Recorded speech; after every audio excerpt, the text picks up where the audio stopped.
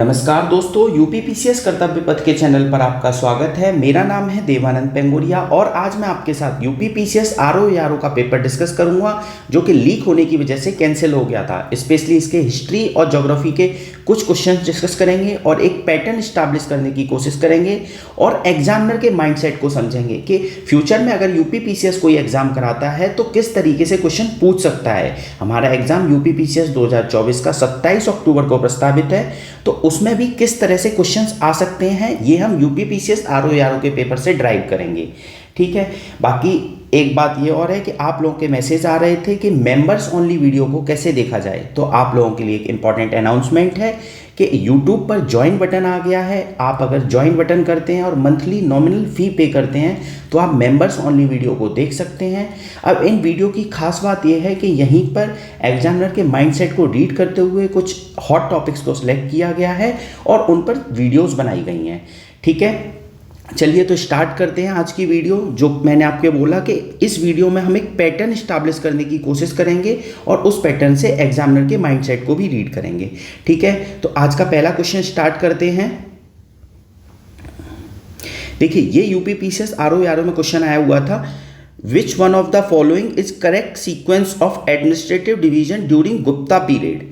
ठीक है, इसका मतलब गुप्तकालीन प्रशासनिक विभाजन का सही अनुक्रम क्या है। तो हो सकता है आप लोगों को याद हो, इसका आंसर क्या है, ए भुक्ति वैश्य वित्थी ग्राम या भुक्ति विषय वित्थी ग्राम। ये इसका सही सीक्वेंस है, बड़ी यूनिट से छोटी यूनिट का।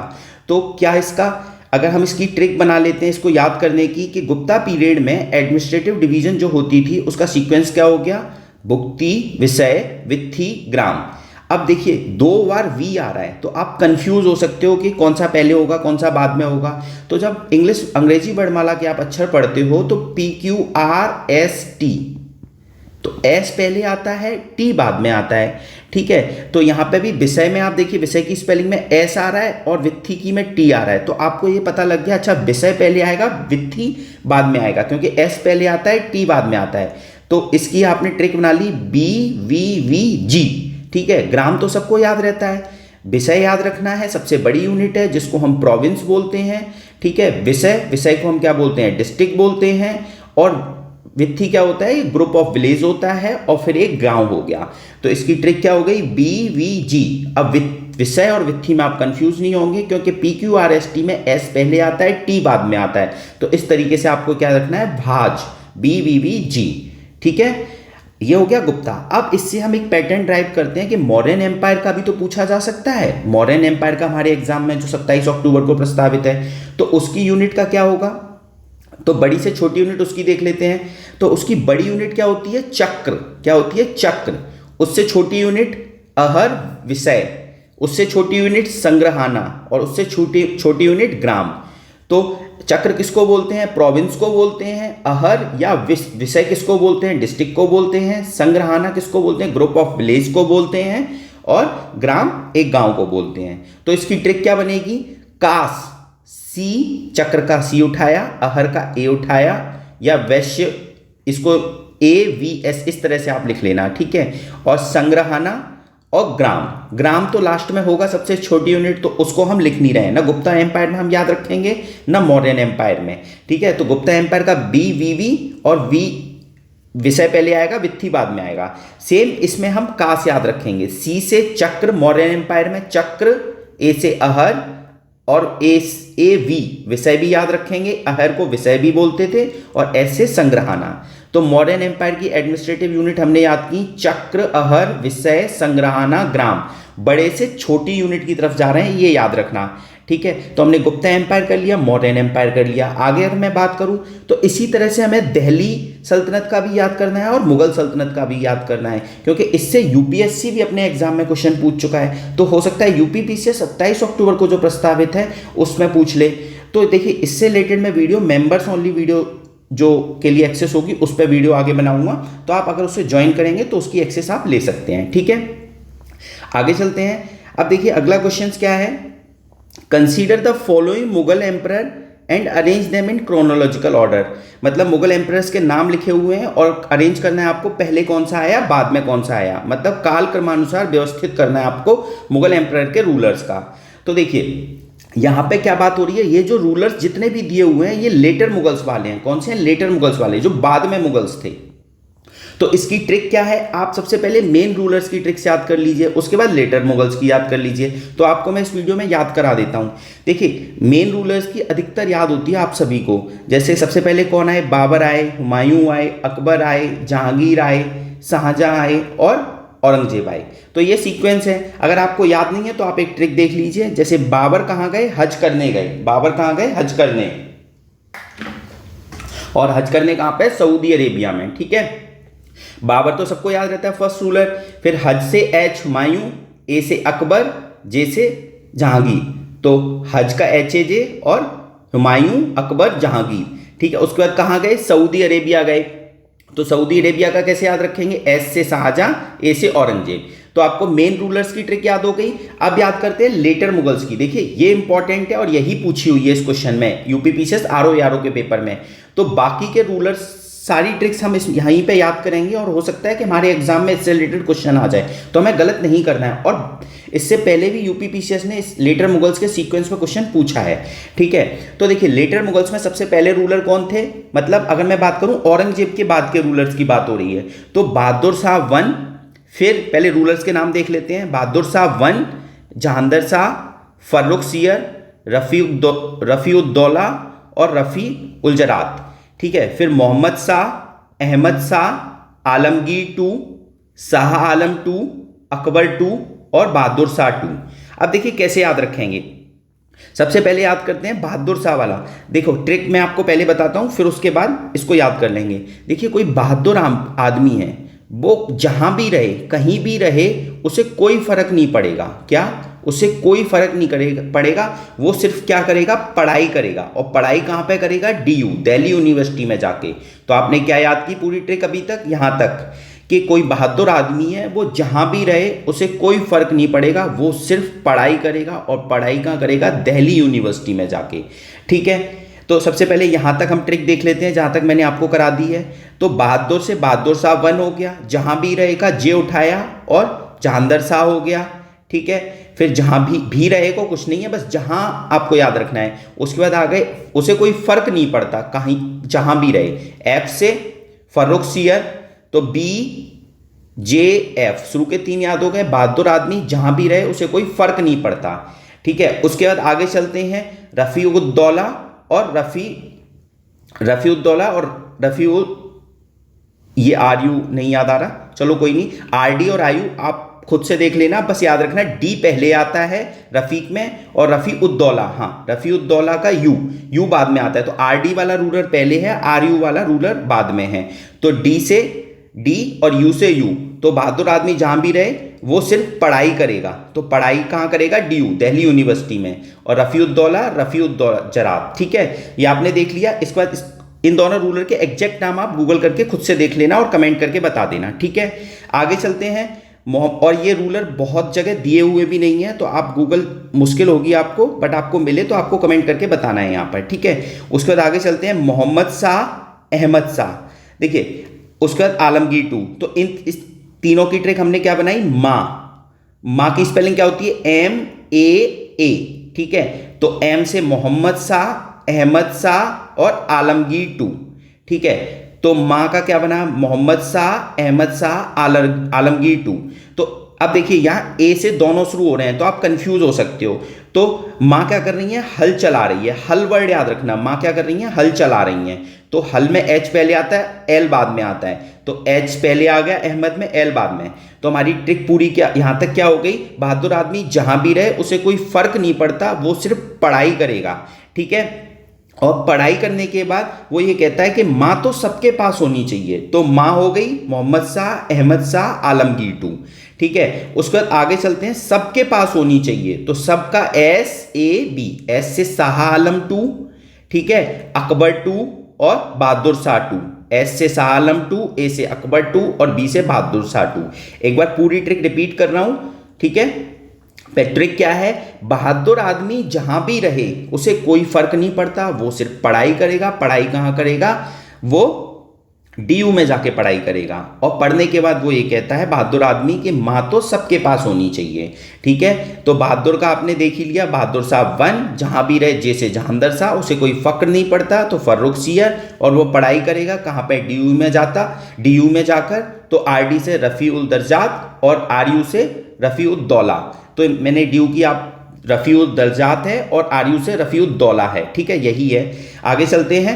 उसके बाद माँ सबके पास होनी चाहिए, तो माँ का मोहम्मद शाह, ए से माँ हल चला रही है, ये भी याद रखना, एच से अहमद शाह, एल से आलमगीरी, और सबके पास होनी चाहिए तो शाह आलम टू, ए से अकबर टू और बहादुर शाह टू, यही सीक्वेंस याद रखना है। अब देखिए इस क्वेश्चन को सॉल्व करते हैं। देखिए क्वेश्चन में क्रोनोलॉजी पूछी हुई है, तो सबसे पहले क्या था, बहादुर आदमी, तो बहादुर का थर्ड पहले हो गया। ठीक है, और बहादुर आदमी को कोई जहां भी रहे उसे फर्क नहीं पड़ता, तो जहां का जानदर शाह हो गया, और उसे फर्क नहीं पड़ता तो फर्रुख सियर तीसरा यहां पे हो गया। उसके बाद मैंने आपको क्या बताया था, ये आरडी आरयू के बारे में यहाँ बात नहीं की गई है। उसके बाद माँ सबके पास होती है तो मोहम्मद शाह हो गया। ठीक है, तो सीक्वेंस क्या हो गया, 3 2 1 4, तो 3 2 1 4 कहाँ पे है, ये फर्स्ट में ही है। ठीक है, तो इसका आंसर क्या हो गया, ये हो गया। तो इस तरीके से आपने इस क्वेश्चन को सॉल्व किया। अगर आपने एक बार याद कर लिया तो आपको हमेशा के लिए याद हो जाएगा। बस इस ट्रिक को बार बार रिपीट करते रहना, जब भी 2-3 दिन बाद रिवाइज कर लेना, अच्छा इस तरह से याद किया था, क्योंकि देखो एग्जाम में ऐसे क्वेश्चंस आ रहे हैं तो हमें कोई ना कोई ट्रिक बनानी होगी। और मैं आपको लूसेंट की टेबल्स एंड ट्रिक सीरीज में ट्रिक बनाने के तरीके भी बता चुका हूँ। ठीक है, बाकी अगर आपको और भी ट्रिक्स चाहिए तो आपको मेंबर्स ओनली वीडियो मतलब यूट्यूब पे ज्वाइन कर सकते हैं। ठीक है, आगे चलते हैं।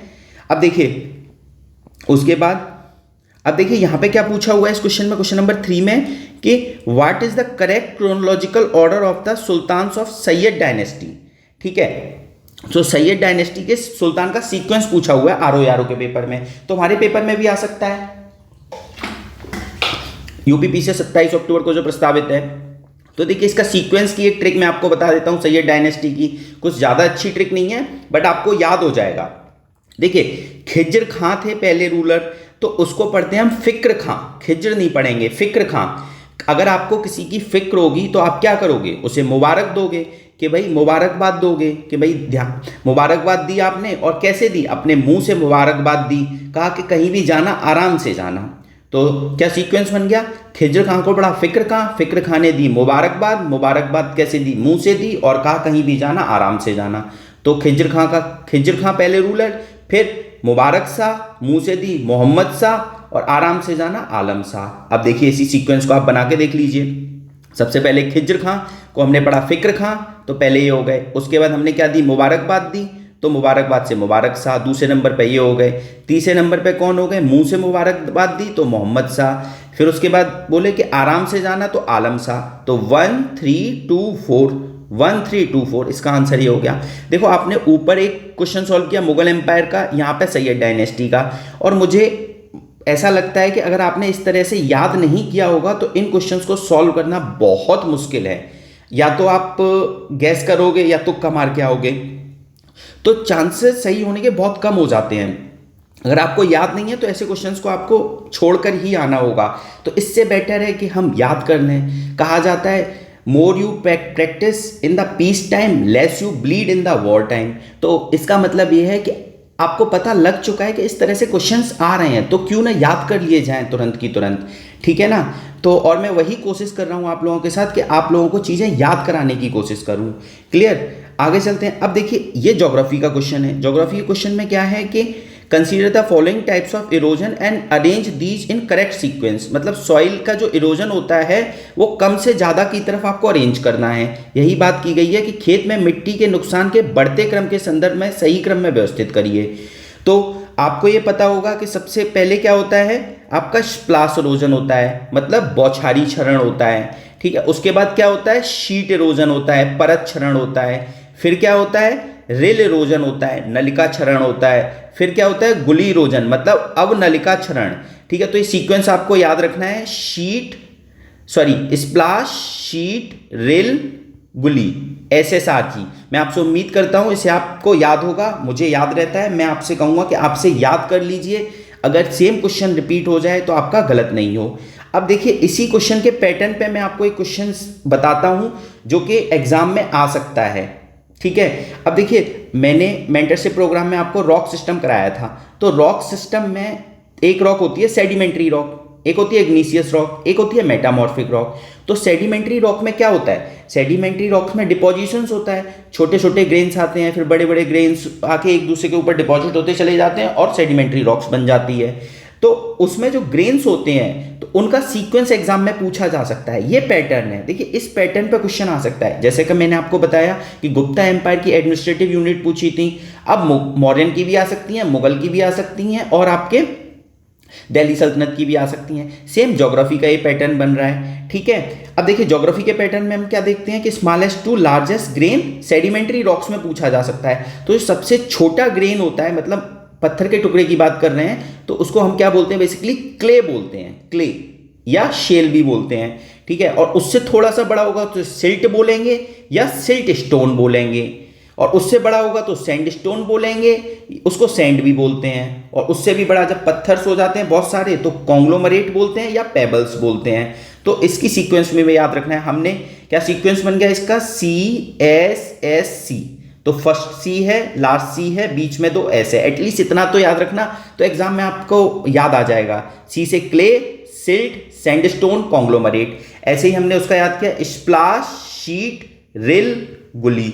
तो इन दोनों सीक्वेंस को आपको याद रखना है, अधिकतर लोगों को याद रहता है, आपको भी याद कर लेना है। तो इस तरीके से हमने देखो ज्योग्राफी का भी एक पैटर्न बनाया कि ये पूछा जा सकता है। अब देखिए इंस्टीट्यूट्स पूछ रहा है, इंस्टीट्यूट से रिलेटेड मैंने एक बहुत अच्छी मेंबर्स ओनली वीडियो बनाई है, अगर आप उसे देखना चाहते हैं तो प्लीज़ मैं आपसे कहूँगा कि उसे ज्वाइन करके उस वीडियो को देखिए, तब आपको पता लगेगा कि कितनी क्वालिटी वहाँ पे दी जा रही है, ठीक है। और बहुत ही नॉमिनल फी है उसकी, यूट्यूब पे ज्वाइन बटन पे आप जाके ज्वाइन कर सकते हैं, ठीक है। यहाँ पे और भी क्वेश्चंस हैं, जैसे कॉफ़ी बोर्ड का है, इस पर मैंने प्लान किया है कि मेंबर्स ओनली एक वीडियो बनाऊंगा, इसके लिए मैं अभी नहीं बनाई है बट आगे बनाऊंगा, ठीक है। बाकी जहाँ भी मेंबर्स ओनली लिखा हुआ है वो मेंबर्स ओनली के लिए ही एक्सेस होगी अगर आप उसे ज्वाइन करेंगे तो, क्लियर। अब जैसे बुक्स पे क्वेश्चन आता है तो मेरा प्लान है, अभी नहीं बनाई है, कि दिल्ली सल्तनत पे, मुगल सल्तनत पे जो भी बुक्स हैं, इंपॉर्टेंट बुक्स हैं, उन पे वीडियो ट्रिक के थ्रू आपको सारी बुक्स याद करा दी जाए, कि एक बार आपने अगर वो ट्रिक सुन ली तो आपको हमेशा के लिए याद हो जाए, ठीक है। जैसा कि आपने एक वीडियो में देखा होगा, नेशनल अवार्ड और इंटरनेशनल अवार्ड की मैंने एक वीडियो बनाई थी घटनासार से, तो कोशिश की थी कि आपको वो वीडियो में जितने भी आपने एक भी बार सुना होगा तो आपको ऑलमोस्ट अवार्ड याद हो गए होंगे। इसी तरीके से मेरी कोशिश रहती है कि क्योंकि देखिए हमारा जो UPPCS का एग्ज़ाम है ना, वो बहुत फैक्चुअल नेचर का हो गया है। अगर आप पूरे पेपर को देखोगे तो आपको 60 से 70% ना चीज़ें फैक्चुअल दिखेंगी, अगर आपको याद नहीं है तो आप उसे सॉल्व नहीं कर पाओगे। बट कॉन्सेप्चुअल की भी रिक्वायरमेंट है। एक चीज़ याद रखना, कोई भी पेपर आप देने जा रहे हो तो आपको कॉन्सेप्ट पता होना चाहिए, तभी आप फैक्चुअल चीज़ों को याद कर पाओगे। मतलब पहले कॉन्सेप्ट समझो, कॉन्सेप्ट जब समझ जाओगे तब आप फैक्चुअल चीज़ों को याद रखोगे, ठीक है। तो यही मेरा आपको ये पैटर्न समझाने का मतलब था कि किस तरीके से करंट अफेयर के क्वेश्चन, स्टैटिक पार्ट के क्वेश्चंस का पैटर्न बनता है, और इससे एग्जामिनर के माइंडसेट का पता लगता है कि किस तरह से वो क्वेश्चन पूछ रहा है। और जब हमें ये पता लग जाए तो हमारी क्या मतलब जिम्मेदारी बनती है, हम एज ए स्टूडेंट, कि हमको उन पैटर्न को समझ के और उससे रिलेटेड क्वेश्चंस तैयार करने हैं, ठीक है। चलिए आज की वीडियो में इतना ही, थैंक यू सो मच।